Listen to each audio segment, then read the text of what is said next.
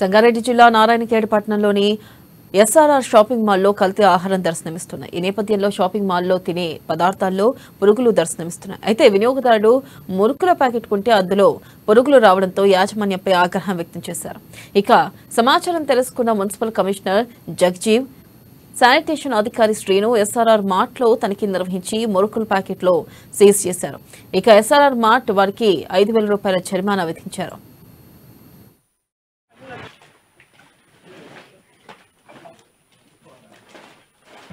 దయచేసి ప్రతి ఒక్క దుకాణ యజమానులు తప్పకుండా ప్లాస్టిక్ ని తొలగించి దానికి బదులుగా జూట్ బ్యాగ్స్ కానీ గోనె సంచులు వాడాలి. అదేవిధంగా ఈరోజు తనిఖీలో భాగంగా ఎస్ఆర్ఆర్ మార్ట్లో చెడిపోయినటువంటి పదార్థాలు దొరకడం జరిగింది. అట్టి షాప్ యజమానికి 5,000 రూపాయలు జరిమానా విధించడం జరిగింది.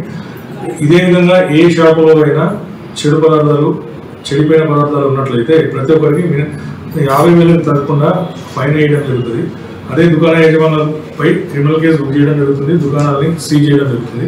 పట్టణ ప్రజలందరూ మరియు పట్టణ దుకాణ యజమానులు మున్సిపల్ సిబ్బందికి సహకరించి తొందరగా ప్లాస్టిక్ నిషేధిత నారాయణఖేడ్ మున్సిపాలిటీగా ఉంచాలని కోరుతున్నాం.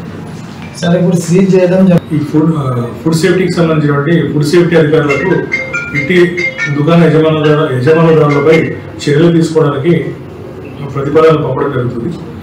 దయచేసి దుకాణదారులు ఎవరైనా సరే నాణ్యమైన పదార్థాలు పట్టణ ప్రజలకు ఇచ్చి సహకరించారు.